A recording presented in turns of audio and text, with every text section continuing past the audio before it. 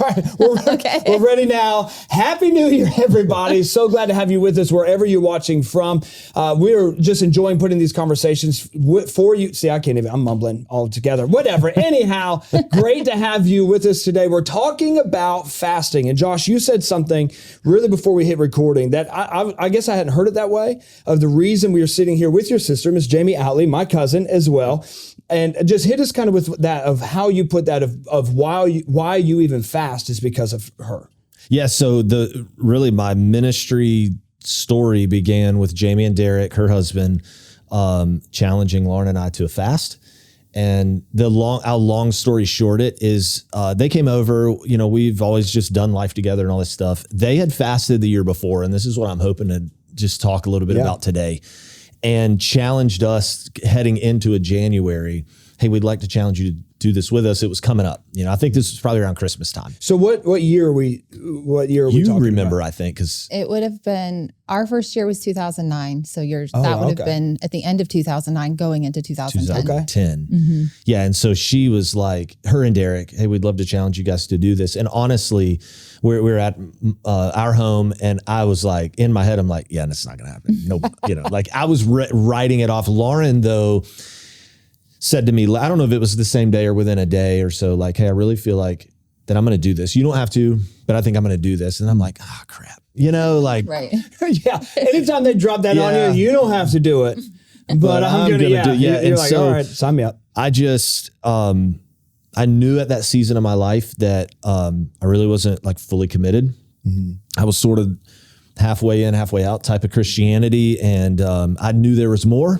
And so I just went before the Lord and I said, okay, God, not only am I going to do this, but I'm really going to honor you in this. And it changed my life. I mean, it reignited a passion in me for ministry. And it's the only reason I do what I do today. And it all began with them in our small living room in 2009. Wow. All right. So let me back up a little bit before that. For you and Derek, where did y'all kind of start the journey with fasting, and what did that look like for you guys?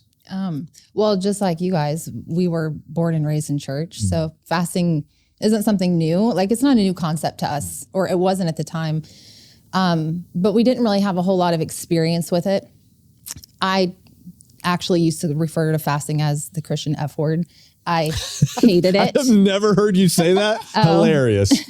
That's awesome. Yeah. I mean, I think most Christians can relate that we all kind of hate fasting, but and I had kind of participated in fast prior to that with churches. Like, it was never voluntary. It was like if the church called a fast, it was like that. Ugh, I'll do it. So that year, 2009, was our very first year. And we have to back up just a little bit, because 2008, as we all know, is what do they call? How do they? The recession. The Great Recession. Yeah. And we were greatly impacted because Derek lost his job, and we had been living with my parents. It was supposed to be for 2 months, and it ended up being for 2 years. Yeah. And have we said that brother and sister on this episode yet? Because that sounds terrible to have to live with your parents. Oh, to live with my parents? Yeah. Uh-huh. Oh, well, because I know them quite well. might have been different for me than for you, but in my situation, it actually worked out really, really well. It was for what it ended up being, it was a great situation. However, it's not your ideal situation. Right. We had been married, 6 years or 7 years. Owen was 2 when we moved in, and he was 4 when we moved out. So we were sharing a bedroom with our 2-year-old, my tiny old bedroom. That wasn't ideal. So Derek had lost his job, and he was doing everything he could to, find work. And we had this home set up like right in my parents' backyard, basically, that we were ready to move into. But it just felt like delay after delay. We weren't able to get in, and it honestly felt like a mountain in front of us. Mm-hmm. It was so overwhelming. And after so much time had gone by, we had become super desperate. Like, we just didn't know how we were going to make this happen. And I'll never forget it. We were sitting in our bed one night, and Derek says to me, there's this church in Georgia. I think it's Jensen Franklin's church, Free Chapel. He said they do this annual 21-day fast, and I feel like we should join in. They had already been on theirs for about a week. And I was like, I hate this, But yeah, like we were just that desperate. They were like, let's do it fast. Yeah. So we did it, and we Daniel fast, which we learned about, and that was our very first year. Super, super hard to go straight into a Daniel fast if you've never done one before. But we were committed. We stuck to it. It was an amazing experience in our faith. Like my mom happened to have Jensen Franklin's book Fasting, which I highly recommend. Same. I mentioned it before we even. That's the one with the yellow cover, right? That's the first it's the one. original. It's a brown. I think we'll it's a brown throw it up cover. on there. I think Either there's way. some gold. Okay, yeah. We'll throw it up on there. Yeah. It really changed my perspective on fasting. Same. I was actually excited to fast, and I had so much hope that God was just going to change everything for us. And man, like that check's going to come in the mail, and like everything's going to be. And we were praying for financial breakthrough, and that year also actually. I was praying, we only had Owen at the time. And so we were ready to expand our family, but I was living with my parents in my old bedroom. And I'm like, when are we with your 2-year-old? With my 2-year-old, like when are we going to be on our own again? And how do you wait till you actually get into a house? And then that age gap between my 2 kids was getting farther. And sounds like the Willy Wonka opening scene where they're all just laying in the beds everywhere. Yes, I know. I was wondering where you were headed, but I got you. I can see it in my mind. I was like, God, I wouldn't want to expand a family. Yeah. So, Sorry, go ahead. No. And so, but we were ready to expand our family. So I was praying about that as well. And I didn't know if it was faith or foolishness, honestly, to like, do we try to expand our family right now? So that was also part of my fast. And I specifically prayed for a baby girl. And by the next month, I found out I was pregnant. Wow. And that was interesting. I felt like a teenage girl telling my parents I was pregnant that year, like living in their house, like, are you going to be happy about this? What a few weeks in y'all's life that this was, my God. Yeah. We also have experience as teenagers telling our parents that we were pregnant.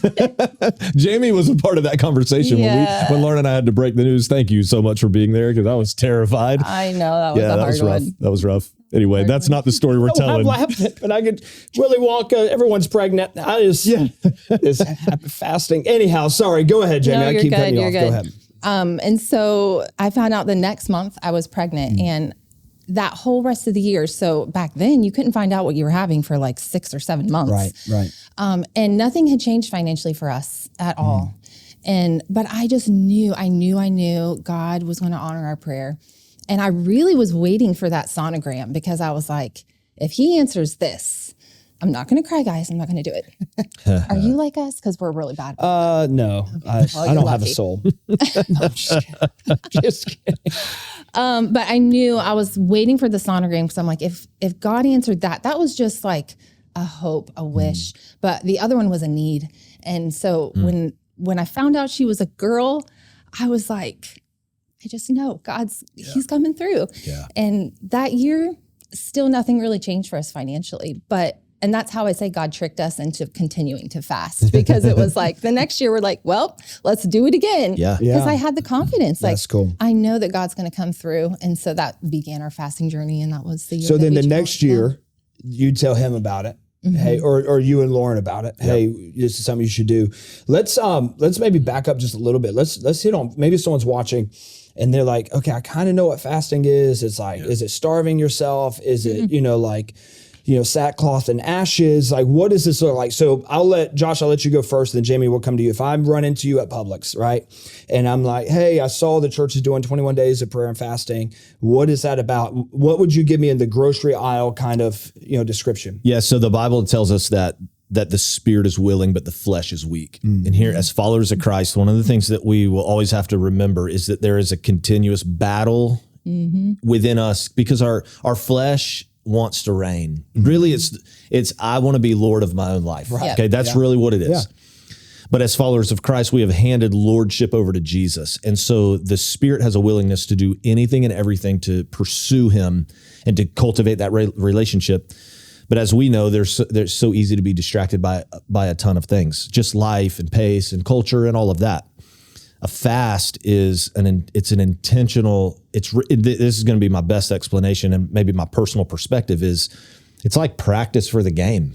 It's like, look, I am going to intentionally put my flesh on the side to elevate the focus on my spirit, and that is a reminder and a preparation for me that when I get, let's say I'm 5 months removed from a fast and I'm in a season of life where something in my flesh is distracting my spirit. This is a reminder, like, remember the practice? Right. The spirit runs things, Right. Yeah. not the flesh. And so I like to tell people that, you know, because we could go a lot of directions here. Like we could easily break off into the legalism, how it could be. And I know we'll probably get there. To that, yeah. But it's really just about, like, if you're only going hungry, but you're not spending time with the Lord in prayer or in his word or in worship or all of the above, then really it's like, what are you really doing? There should be, in my opinion, a substitution of those times that I'm not feeding my body. Yeah. Or I'm giving it a limited diet, you know, which would be more like a Daniel fast, like is where we've started, so that I can intentionally feed my spirit. Okay, perfect. Well, my chicken's cold in Publix, but with that answer, Yeah. no, I think that's really good though. And there's several things I want to come back to in that, of especially the intentional flipping of the time. I think that is so key. But Jamie, all right, I'm running into you in Publix. I've already ran into Josh. I've had to change out my chicken. Have you ever done that before? Like you get like ice cream out and you're like, man, I've been walking around with this. I better just put this back and get another one. Have you ever done that? No, but I like it. Yeah, me either. It's probably a good idea. So I think what he's saying is give him an explanation that doesn't make his ice cream melt. Give me some that we can clip up here. Leave it to the preacher to go too long. Go ahead. I run into you. What's this fasting thing about? What would you tell me? Yeah, I would say it's just a matter of putting our flesh aside, setting aside food specifically. Right. I do think you can put away things like TV and whatever, things that distract our lives, rob us of life. We should be setting those things aside as well. At least that would be a challenge I would give to people. But food specifically, because your body is crying out for that. And it's just I don't know, would you say a metaphor? Like in a sense, your body, I call it a spiritual phenomenon because it's something that you can't explain, but you can't deny. There's some connection between the spirit and the flesh that when we force our flesh into submission and we say, you know what, I'm spending this time, I'm focusing in on God, something happens. There's a shift that happens in the spirit that's phenomenal. That's really good. Yep. And Did you see how quick she did that? Yeah, I was taking notes. That was, I love that. And you hit on something, and y'all correct me if I'm wrong, right? So when it comes to, sometimes people say, well, I'm fasting TV, or I'm fasting Netflix, or I'm fasting social. This is a big one. I'm on a social media fast. Or I shouldn't have, that said like I was mocking it. Like, I'm on a social media fast. Sorry. Yeah, which I think those are super important. I think they are, but I love what you said. A biblical fast is food. Correct. It is food. Now, I think if you are maybe physically, you cannot, like, hey, if I don't eat, my medication is going to kill me. Oh, yeah. Right. That maybe is a good substitution. Like, hey, I'm going to maybe not watch, I don't know what comes on during the day on TV, whatever. Right. You know what I'm saying? Right. I'm going to take that time and flip. Does that make sense? So I want to make sure, because I'm sure there's people like, oh, I can do this type of, biblical fasting is food. Yeah. Yes, the technical biblical fast would be from food, but I would say any step in the right direction is a good step. Yeah. And Good. so do you remember the year that Dad decided to give up sweets and Pepsi for the fast? Now, again, yes. Like, honestly, that would be the most, like, people's reaction, unless you know him. No, I'm saying what it would do to your body if you're used to living on that. Correct. Correct. You turned soda off? Yeah. And so for our dad, especially at that time, I mean, he doesn't drink Pepsi like that anymore, but at that time, Pepsi was like his coffee. It was his every morning sort of thing. And I just remember being real proud of him because I was like, that's a real sacrifice. And he went off like that? Like just cold turkey, you know? And it's like, you could either be all self-righteous and be like, well, I'm not having lunch at all. You know, and it's like, okay, buddy, you know, it is a posture of the heart. But yes, technically, biblically, it is a separation of food. And there are a lot of people that they'll start with the refusal of that. Like, oh, I'll do without the TV. I'll do without this, but I'm not doing without the food. And again, I'm talking about people that are able to do without Correct. food. Okay. 100%. Because you should talk to your physician. You should, there are variables everywhere, but the people that just like start with a refusal, it's like, you're really missing an opportunity there's something in that sacrifice of your flesh. That the Lord seems to respond to. So we'll use Uncle Glenn for an example with I don't know what to do with this arm. I don't know. I know. Looks like I'm calling a touchdown. you said he did Pepsi. And what was the other thing? And sweets. And sweets. So for him, I've worked with him a few times, and this man, all he had was Pepsi and cheese crackers, and that was like lunch, right? So like that, and you better get that before you get to the job site because it's not. You're not running to the gas station. Go hard. Yeah. Right. Yeah. That was a massive sacrifice for him. For sure. That's like people who. I'm not going to call my wife out who loves Diet Coke, but Yeah, I shouldn't do that. you turn that off. Yeah. It is a sacrifice to your body. And it goes to what you're saying. There's like a phenomenon almost that when you are turning this off, you feel it physically, but there is something when you turn your heart towards the Lord in that. Yep. I don't know how, if y'all can put words to it. I mean, feel free. Oh, I think fasting too is so much about humility that Good point. it's an act of humbling ourselves before God. Yeah. And one of the ways we do that is by denying ourselves food because we're so hungry. You're weak. You get headaches. You might get dizzy. Irritable. You're frustrated. Tired. If someone sneezes, you're like, oh. Yeah. Yeah. You know, it's wild. And then you can, or let me speak for myself. I can quickly try to talk myself out of it. Like I have meetings.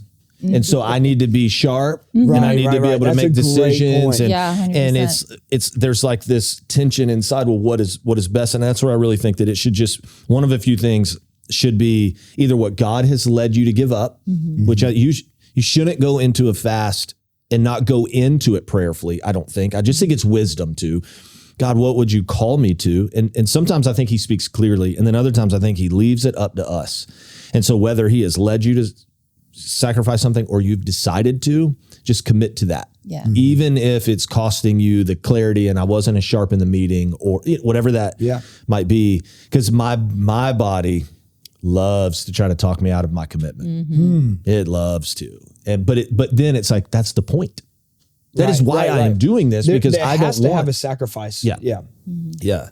And decide beforehand what you want that commitment to be. Yeah, and so not like- in the moment because You do not want to decide this on January 5th while you're walking up to church and you're like, crap. Yeah. I forgot we were supposed to pick something. You just throw the coffee away. yeah, set This is yourself what- up for Yeah. success. Yeah. Because I have to, so like, great point, because I have to pre-fast say, so for example, I've done Daniel only fasts for 21 days. Explain to somebody really quick what a Daniel fast is. A Daniel, if it's good, you can't have it. No, I'm kidding. Do you enjoy it? Take it out. Right. Daniel fast is like water, vegetables, fruit, natural, just natural. No meat, no no sweets, bread. no bread, any of that kind dairy. of stuff, right? No dairy. No that's dairy. Right, yeah. So And it's God, hell. It's tough, man. Gosh. It's tough. And so I've done that for 21 days. I've done times of, full fasting or whatever. But for me, full fasting, that those days, however many and wherever they may be placed, whatever, they better be pre-decided. Because if I wake up that morning and think, well, maybe today will be a full fast day, it ain't. That's a great. Yeah. Never. That question alone is like, man. Yeah, no. I've tried that. Let me have some peanuts. Doesn't work, by 10 a.m., I'm losing my mind. Yeah. I've also had almost the opposite where today is an eat day. And then, or I have been fasting. I had one experience where I had been fasting that whole day and the deal, I had decided I was going to fast the day, eat dinner. And I was having my prayer time before dinner. And I just felt like the Holy Spirit calling me to fast dinner. And I could smell it in the kitchen. Oh And my I was like, gosh. Yeah. not today, Lord, not today. Yeah. But Get behind me, I Satan. did it. Yeah. Satan sent to me. Yeah. I will say too, and you kind of even just alluded to it here in the Holy Spirit, when you are fasting, there is a different level of, I don't know if it's clarity, maybe spiritual clarity. I mean, like to hear the voice of the Lord. For me, I've seen that in my own life, that when I am fasting, I hear the voice of the Lord like nothing else. Like it is so clear. I don't know if y'all have. Yeah, I don't always have that experience, to be Really? honest. Yeah, I don't. Sometimes I'm the opposite. Really? Yeah.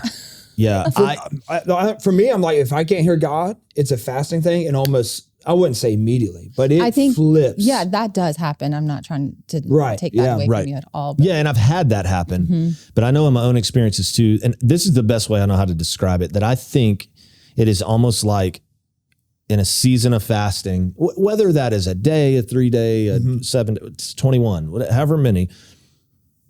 The best way I know how to describe it is it's almost like there's a spiritual surgery taking place. Like God, it's almost like you've you've put yourself spiritually in the operating room and everything's neat and orderly, and he gets to just go to work. And for me, there's been many, many times, I don't know if this is your experience. I call my sister James. So James, I knew that was about to come out. I was like, is he going to say it? Is he going to do it here? But I don't know if this is your experience too, but there oftentimes it is hindsight. It's looking back that I go, that is what God was saying or doing. Okay. But I might not always know in that moment or even in that season, but somewhere down the road, I look back and go, I think that's what God was doing. Kind of like connecting the dots. Yes. Essentially on the, okay.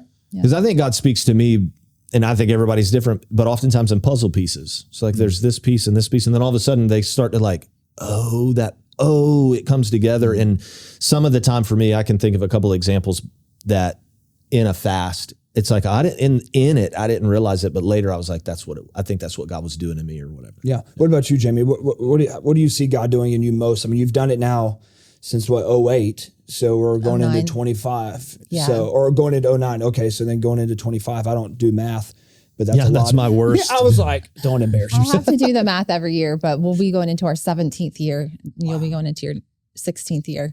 That's wild. What was your question? So what do you experience the most in those, that you can say, hey, if I'm looking at 17 years worth, this is what I can see God do in and through me the most? Okay. So my very first year, I described that year as just like a magical time with the Lord. Like I just felt the Lord's presence and my quiet times were amazing. Second year was probably similar. But throughout the years, I've noticed a shift where it hasn't felt very magical. In fact, it's felt, the voice that I hear is, why are we doing this? Like, is your heart right? Are you, is God still honored? Because you've been doing this every year. Is this just a religious habit? So I hear these other voices sometimes that I know are not the Spirit of God. And I've had to question them and evaluate them before. Am I right? Is my heart right in this?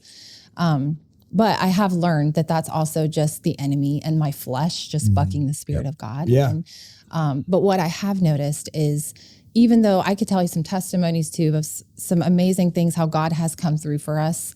But ultimately, the thing that has been consistent with every single fast is it always, I keep touching this. No, you're fine. It's all good. It always resets my focus on the Lord. It's like the best way to start my year.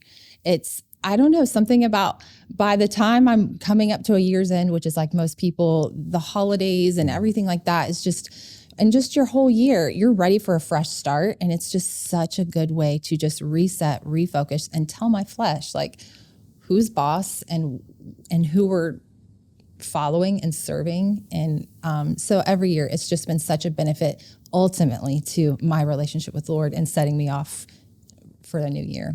I love that. I think of it like when you were saying that, I see it in the same way that you kind of did. It's like the trimming of the fat. Yes. That's how I see it. Or if so my regular job, I work on a lot of facility stuff. So I'm like trimming trees, I'm doing that kind of deal. And there's a time that comes where you have to trim everything back.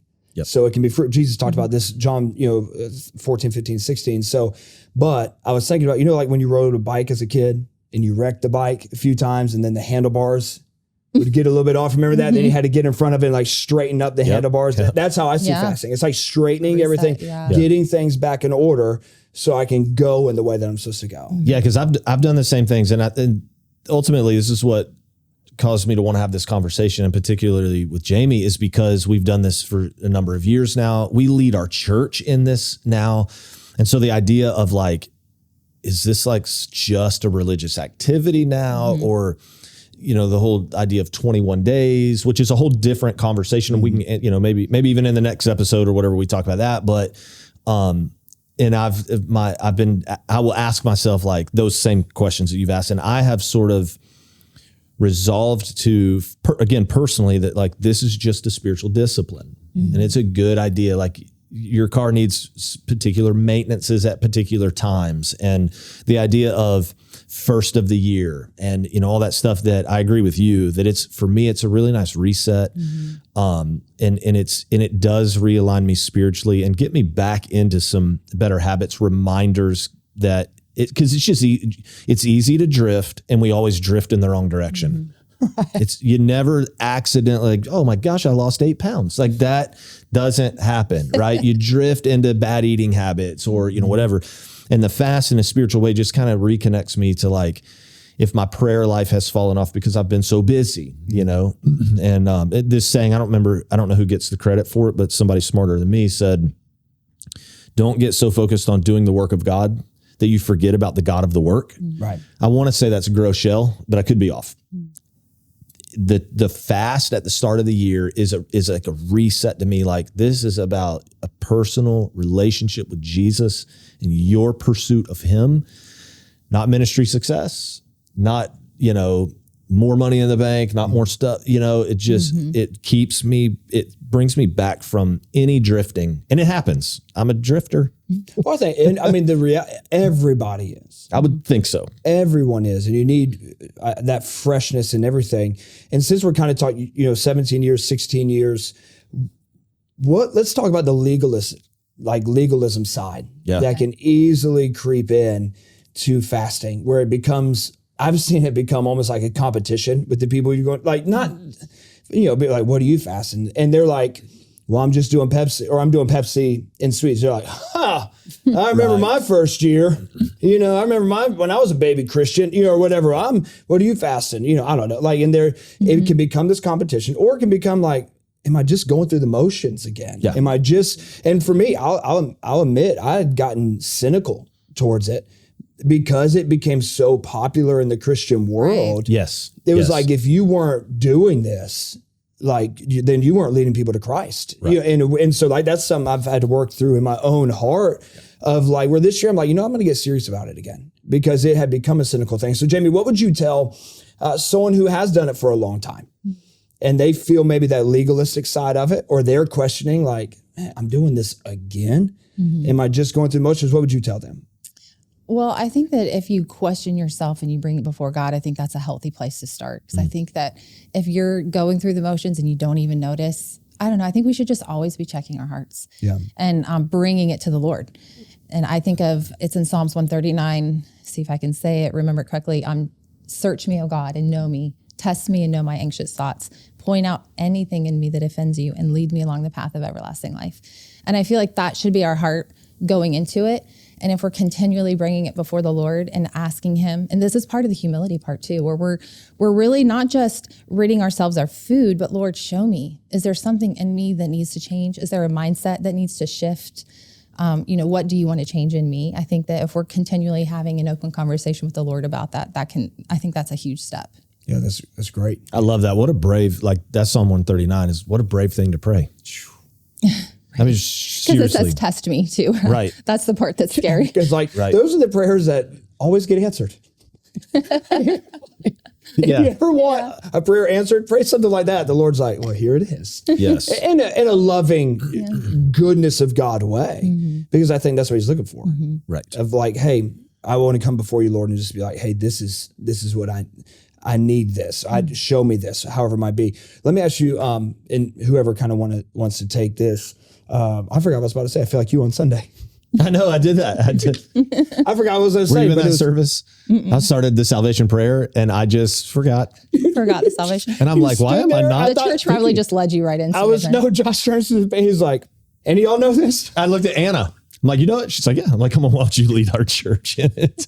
The whole church probably thought like, oh, he's just about to cry. This is normal. Right. I remember what it was. I just had that moment. I can feel my face hot. Anyhow, here's what it was. Okay, so we started kind of, if someone was a beginner to fasting, kind of talk to someone who's done it for a long time. What are some really practical things? We'll go more in the next episode for next week, but just in case someone doesn't see this is all they see in the last few minutes that we have. What is a very practical way? We've talked a lot about exchanging a meal for, whatever, kind of get super granular of what that would look like for somebody and whoever wants to take that. You got to know you. So, you're a morning person and you're just like, hey, I love getting up early and I love the morning time. I'm clear or whatever. I would say create space there. That is, if it's, hey, I'm 15 minutes sooner than normal, I have a chair I sit in or a spot in my home or whatever. And man, I'm going to intentionally just go be with the Lord. And that could be the verse of the day from YouVersion Bible app and a prayer or whatever. No problem. I think all of that's good. But you might be a college student and early morning just sounds like, it's like there's 2 7 o'clocks. What? Okay. Maybe you drive more like in the evening times. Like that's where my energy is. That's where my focus is. And I would encourage you like, all right, then let's pick a time and a place. I think is helpful to do. If you work construction, it might be the cab of your truck on the lunch break. Right. This is my time. I'm going to pause. And again, just knowing you, everybody's different. And so what time with the Lord is going to look like for one might look different than another. So for some, but I would say like stretch you, whatever that is. So if 10 minutes is new to you, praise God. If you're spending time with him for 10 minutes, that is powerful. If 10 minutes is like normal, standard operating procedure for you, man, then find a stretch to that. I don't know, but I would say a place and a time to meet with God is a good. I don't know if that's granular enough, but it's practical. No, I think. And I was going to say, I would also suggest some sort of accountability. Corporate fasting, when the whole church is doing it, you don't know for sure that everyone is participating, but you get a general idea. And I don't personally think, we were talking about this before, but that it needs to be open knowledge for everyone, exactly how you're fasting, the details of how you're fasting. But I do think for some people, pushing the plate away is a lot easier than picking up their Bible or spending time in prayer. That's really good. And then for other people, it might be, I spend time in the Bible a lot. I love to pray, but pushing the plate away, no, that's tough. So I think it would be important to have a couple people who are close to you that you do have accountability with, that they do know how you're fasting, or they do know what you're committing to or trying to commit to with your time with the Lord, and checking in on each other and how's it going? What's the Lord saying to you? I think that alone could be a question that's not just, hey, what are you fasting? But what's the Lord speaking to you? How can I be praying with you? What are you believing for, if you're willing to share? So I think accountability would be good. I love that. And I want to get more into that in our next episode, for sure, of how do you really handle a corporate fast? When Jesus says, don't let people know that you're fasting. Right, yep. But then you see biblically, I mean, even New Testament, Acts 13, they call a corporate fast, so we'll get more into that in the next episode. I was thinking, when both of y'all were saying that, I was thinking about Matthew 4:4, man shall not live by bread alone, but by every word that proceeds out of the mouth of God. Is when Jesus says that. And I always think of it this way, like as much as my body needs food, my soul needs the word, right? So like I try to, okay, if I was going to have this at this time instead, I'm going to maybe read an extra Bible story or worship or whatever it might be. Right. There's so many little, and especially our day, with our phones and with everything, like there's so much access to worship music, sermons, podcasts, scripture, whatever it might be, however it might be that the Lord's speaking to you. So anything y'all want to say before we close up this episode on the beginning of fasting? Because this will come out, so you got a few days until the fast begins, is when this one goes. So we'll begin on the 5th. Yeah. So I would plan now, start talking about it now as a family, as a household, all that kind of stuff. So y'all good? Yeah. All right, awesome. We will see you guys next week.